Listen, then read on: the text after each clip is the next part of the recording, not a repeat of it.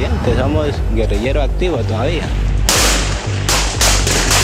Madrugada 17 de febrero, sector Juan Montalvo, cantón Eloy Alfaro, provincia de Esmeraldas. Una casa de madera aparentemente común, pero adentro, según inteligencia militar ecuatoriana, operaba una célula del Frente Oliver Sinisterra. A las 6 de la mañana el ejército irrumpe, son recibidos con disparos, la respuesta es inmediata. 11 capturados, entre ellos un hombre clave, Kevin Daniel R.C., alias Camilo, presunto cabecilla colombiano de esta estructura armada. El arsenal incautado no deja dudas: fusil AR-15, cartuchos 5.56 y 9 milímetros, escopetas artesanales, cargadores listos para combate. No era una célula improvisada, era una base operativa en zona estratégica. La captura de Camilo representa un golpe operacional que tiene unas marcas muy específicas relacionadas con la estructura, ¿sí? Especialmente lo que opera en el área de Esmeraldas, en Ecuador, ¿sí? Lo que ha permitido, o como se ha consolidado el Frente Oliver Sinisterra en esta zona, es que ha permitido generar un espacio de retaguardia. Es un espacio bajo el cual pues este frente logra descansar un poco de las operaciones militares que se vienen adelantando en Colombia.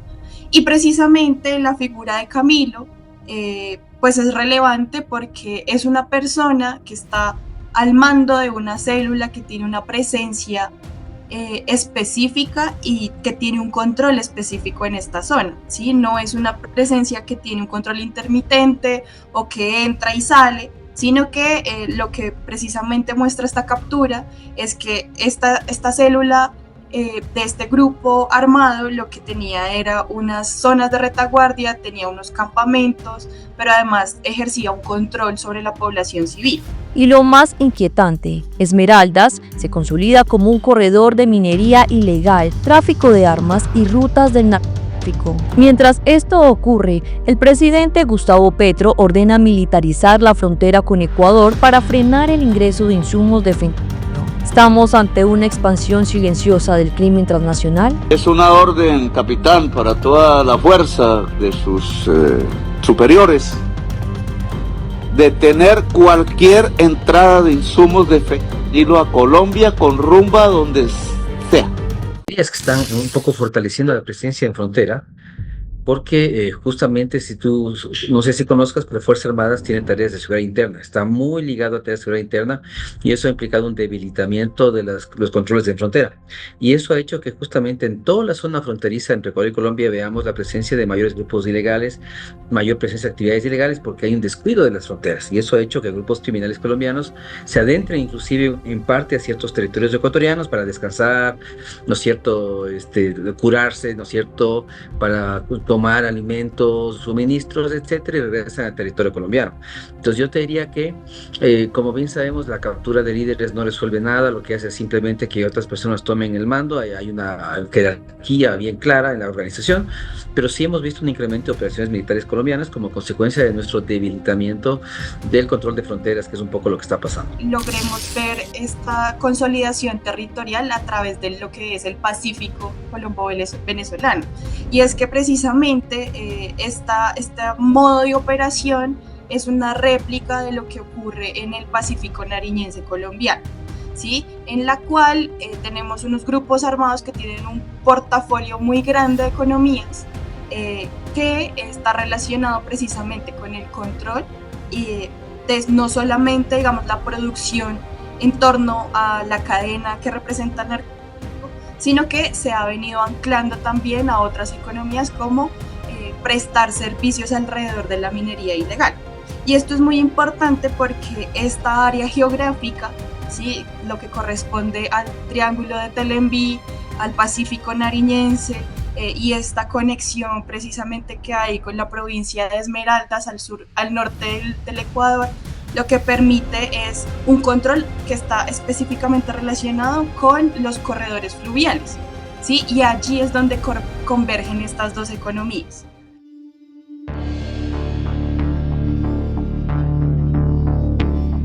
El Frente Oliver Sinisterra, o FOS, no nació de la nada. Proviene de la antigua columna móvil Daniel Aldana de las FARC, que operaba en Tumaco y la frontera con Ecuador antes del acuerdo de paz. Cuando las FARC se desmovilizan, un hombre decide no dejar las armas. Walter Patricio Arizala, alias Guacho, toma el control del Alto Mira, recluta informes, activa redes de narcotráfico y ya consolidadas. Según la Fundación Ideas para la Paz, esta estructura heredó algo más que armas.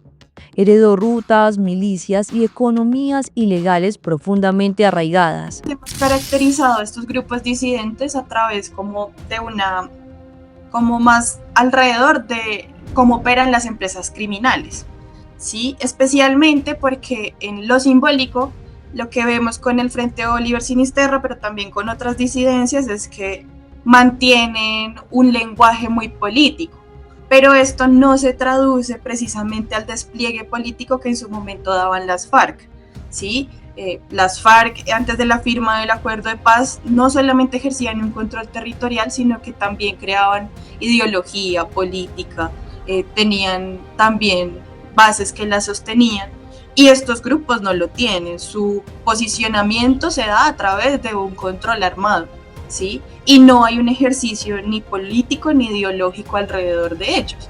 Especialmente el Frente Oliver Sinisterra, lo que generó después de la ruptura, pues de la firma del acuerdo de paz, que es muy importante tenerlo presente, ellos no se acogieron, fueron varios mandos los que decidieron ni siquiera firmar, o sea, no son disidentes, sino no son firmantes, nunca lo fueron.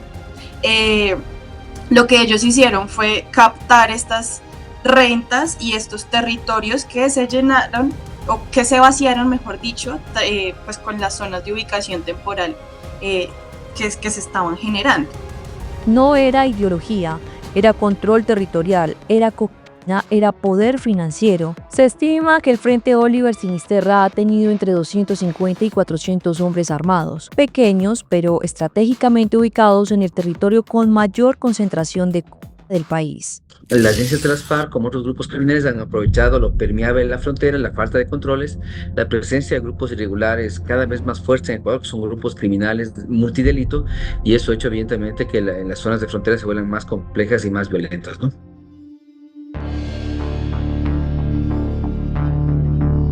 El Frente Oliver Sinisterra cruza la frontera y no lo hizo en silencio. Explosiones en estaciones policiales, ataques en Esmeraldas. En 2018, el grupo secuestra y asesina a 3 periodistas del diario El Comercio, marcando un punto de quiebre en la relación Colombia-Ecuador. El mensaje era claro: quien controle el río Matajé, controla la salida del Pacífico, y en esa disputa la población civil quedó atrapada. Comunidades afro, privadores de líderes sociales, el asesinato de José Yair Cortés, líder comunitario que apoya la sustitución de cultivos, evidenció la lógica del grupo: quien amenace el negocio muere. Riesgo porque ahora, antes había un control, ahora ya el que quiera entra y es el riesgo más grande que hay, porque ¿quién ayuda a controlar?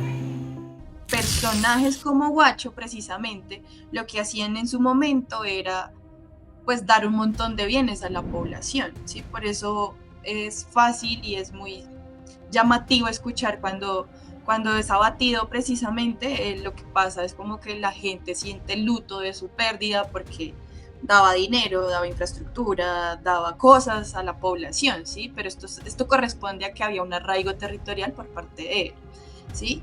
Ahora, yo creo que esta frontera hay que tomarla con pinzas precisamente, porque estos mandos hoy son mucho más violentos, ¿sí? Y esto se traduce porque se traduce en que tienen un control mucho más fuerte alrededor de las economías, ¿sí? Y es que, por ejemplo, alrededor de la economía del narcotráfico, lo que este frente específicamente ha logrado construir es una franja entre Telenví y Esmeraldas, en la cual se articula todas las cadenas que hacen parte del narcotráfico. Desde el Pacífico nariñense logran abarcar la cadena de producción, pero a través de la estructura transfronteriza logran cooptar unas rutas muy específicas que tienen una salida hacia el Pacífico, redes del Pacífico, pero también hacia el sur del continente y hacia la parte de Centroamérica y México, ¿sí? Y esto lo que ha logrado es que en esta zona se consoliden una serie de alianzas con otras organizaciones, pero pues la primera parte de la cadena de producción de narcóticos pues está a cargo de estas organizaciones, ¿sí? Y operan pues a través de estas alianzas estratégicas.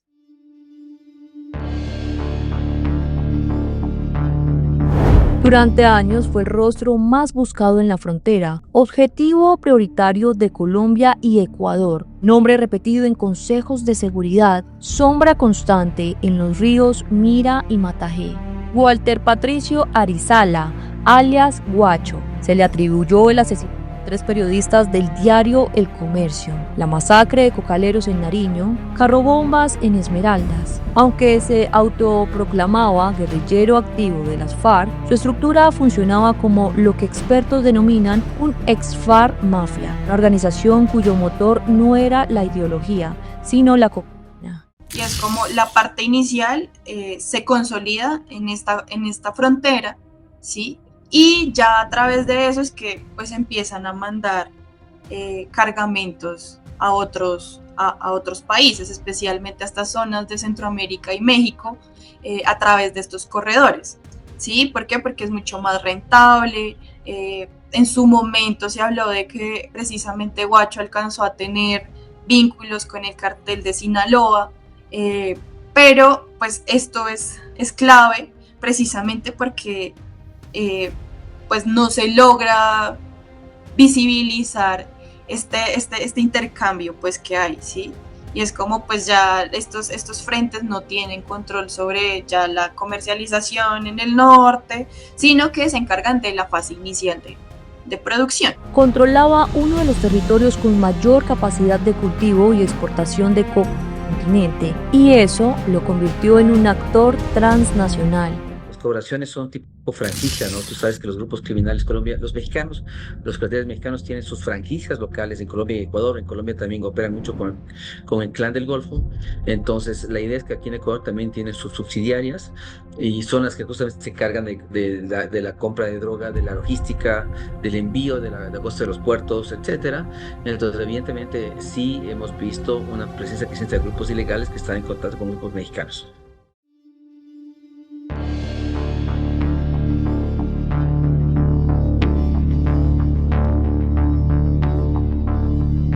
Nació el 9 de noviembre de 1989 en Esmeraldas, Ecuador. Antes de empuñar un fusil, comerciaba en la frontera. En 2007 fue reclutado por la columna móvil Daniel Aldana, una de las estructuras más poderosas de las FARC en el Pacífico colombiano. Operaban en el Alto y Bajo Mira, la zona con mayor concentración de cultivos ilícitos del país. En la guerrilla fue organizador de masas, explosivistas y jefe financiero. Aprendió de alias Rambo, comandante con 3 décadas en la guerra. No solo aprendió combate, aprendió cómo funciona la economía de la droga.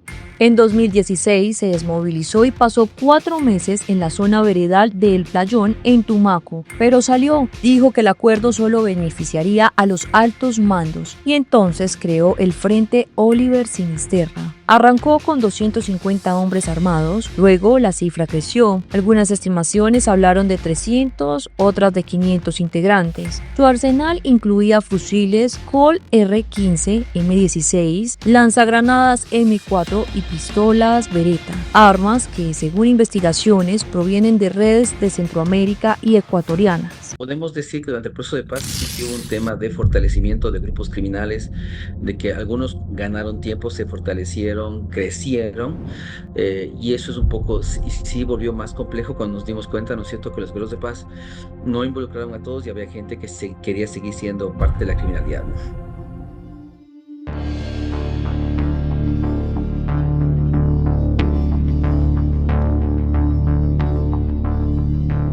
Tras el rearme, Guacho no improvisó. Tomó las viejas rutas de la columna Daniel Aldana, controló cultivos, laboratorios y contactos internacionales. Se convirtió, según múltiples investigadores, en proveedor clave del cártel de Sinaloa. Las operaciones podrían haber alcanzado cifras cercanas a $25 millones semanales. La copia por ríos, esteros y puertos naturales del Pacífico. El puerto de San Lorenzo, en Esmeraldas, habría sido punto logístico clave. En 2018, un carro bomba explotó allí. Mensaje directo: esa zona era estratégica. Los mexicanos necesitan contrapartes en territorios colombianos y ecuatorianos, y además del Clan del Golfo, estos grupos que operan en la zona de frontera con Ecuador evidentemente son aliados estratégicos naturales, y porque ellos, los mexicanos, no pueden estar acá, ¿cierto? Y además no lo han visto, digamos, desde el nivel de costos y logísticos muy complejo. Se dieron cuenta que era más fácil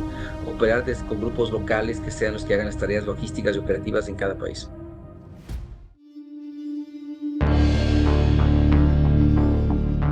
Podemos confirmar que alias Guacho cayó en una operación y que ha sido abatido por los héroes de Colombia.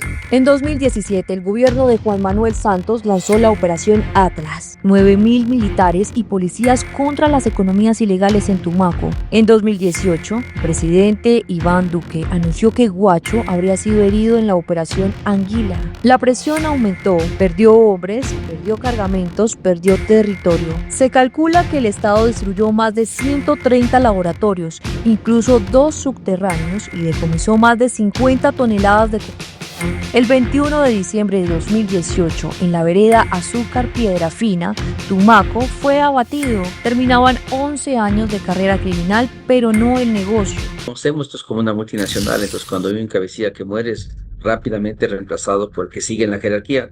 Lo que a veces se produce es un fraccionamiento de los grupos, ¿no? Y hay disidencias nuevas que aparecen, pero usualmente nunca, digamos, la muerte de un líder, o es muy raro que la muerte de un líder implique debilitamiento de estructuras o del grupo criminal. Nos encontramos ante una dinámica de la guerra que tiene un montón de cualidades que antes no se tenían, ¿sí? Entonces, por ejemplo, antes era una tropa que iba caserío por caserío, pues llevándose a los niños, ¿sí? Esa era la retórica de reclutamiento que teníamos en los 2000.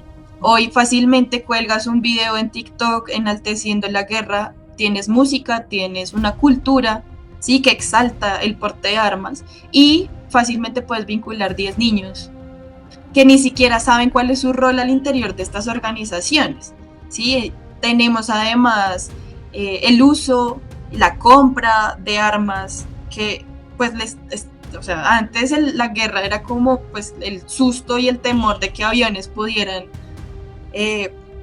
bombardear campamentos. Hoy los grupos armados tienen un control aéreo frente al territorio y lo hacen a través de un dron que pueden comprar fácilmente por Amazon y nadie tiene control frente a eso, ¿sí? Entonces, esto que mencionas frente a la capacidad de rearme es que anda a kilómetros de rapidez, precisamente porque tienen un montón de estrategias económicas, y el porte de armas cada vez es mucho más fácil, pueden comprar en cualquier lugar armas precisamente. De hecho, este frente tiene una característica y es que sus armas son muy tecnificadas.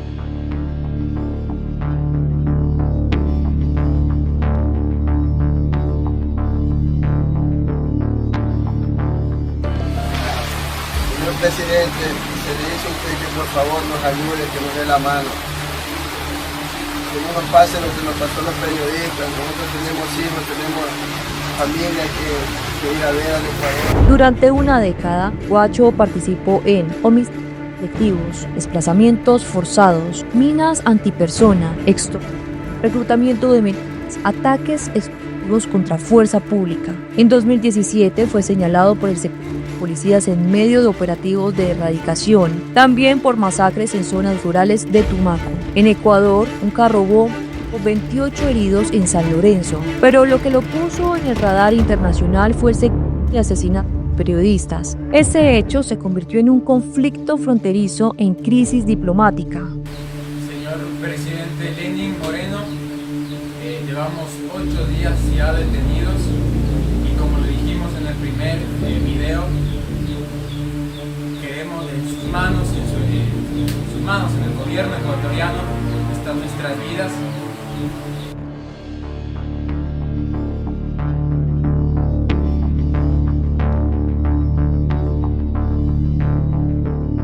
Su mapa criminal se extendía por Ríos Mira y Matajé, Llorente, El Playón, Vallenato, Roberto Payán, San Lorenzo en Esmeraldas. Controlar ríos es controlar rutas es controlar millones. Sus aliados incluían estructuras disidentes y redes vinculadas a cárteles internacionales. Sus enemigos eran múltiples: Guerrillas Unidas del Pacífico, Renacer, ELN, bandas criminales locales. La frontera era un tablero de ajedrez armado.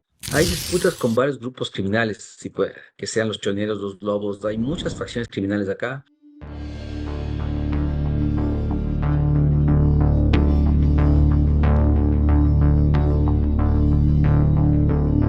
Mientras Ecuador refuerza operativos en Esmeraldas, Colombia incrementa aranceles y suspende venta de energía. El presidente Petro habla de control absoluto de la frontera. Rupturas muy fuertes y que precisamente se están traduciendo en esta guerra arancelaria, pero pues además lo que hemos visto es que lo que pasa, digamos, este movimiento del Frente Oliver Sinisterra y la consolidación de una retaguardia en Ecuador, lo que ha generado es que pues esta presencia institucional que se ha desplegado a través de los diálogos con comuneros del sur, lo que sí ha generado es precisamente que pues haya una presencia estatal más eficaz.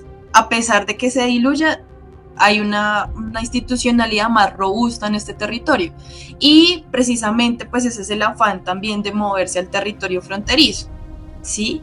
Yo lo que veo es que no se ha logrado precisamente articular esto, y eso responde a la caracterización que hacíamos al comienzo, y es como pues las condiciones geográficas, políticas y culturales de este lugar se manejan de forma tan conjunta que precisamente pues si no hay una articulación entre los ejércitos de los dos estados, pues va a ser muy complicado hacerle frente a esto, porque fácilmente pueden estar resguardados en Ecuador, pero pues el límite político y geográfico pues no permite tampoco que ingrese pues por temas de soberanía, digamos, el ejército, y no hay una articulación conjunta, por ejemplo, para desmantelar esta consolidación de redes específicas que hay allí, sí, que sería lo ideal. Pero la pregunta persiste: ¿quién controla realmente la selva? Según la Fiscalía colombiana, existen al menos 16 grupos disidentes en 48 municipios del país. La frontera con Ecuador es un punto neurálgico hacia Centroamérica. Insumos químicos que ingresan por contenedores marítimos, tráfico de armas, minería ilegal como fachada financiera. El Frente Oliver Sinisterra no es el más numeroso, pero sí el que controla uno de los corredores más rentables del narcotráfico en el Pacífico. Hay una herramienta que se llama la Combitron, que es un poco la que delimita, digamos, y organiza el tema de la cooperación Ecuador-Colombia. Entonces, lo que pasó ahorita es un tema más político, no técnico, no es un manejo profesional, porque siempre ha habido cooperación, intercambio entre ambos países. La Combifron es básicamente una herramienta que tiene décadas. Pues yo te diría que la cooperación nunca ha dejado de estar ahí. Lo que está pasando ahora es un tema que se maneja desde el punto de vista político, mal manejado además, entonces no responde a una realidad en el territorio.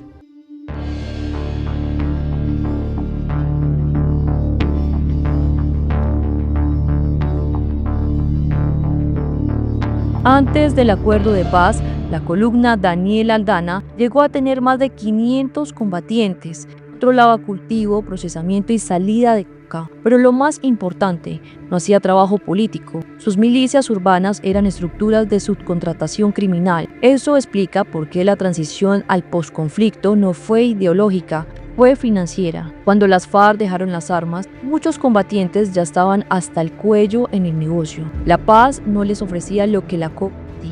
Hoy la captura de alias Camilo podría ser solo un movimiento en un tablero mayor, porque en estas estructuras los líderes caen, pero las rutas permanecen. Los ríos Mira y Matajé siguen siendo rutas clandestinas del narco. El Frente Oliver Sinisterra no es el más visible, no es el más grande, pero sigue operando aún sin sus cabecillas. La pregunta es, ¿estamos viendo el resurgimiento de una disidencia con vocación transnacional o la consolidación de un modelo criminal que nunca desapareció? Déjanos tu opinión en los comentarios, suscríbete si quieres más contenido como este y no olvides activar la campanita. Nos vemos en el próximo episodio.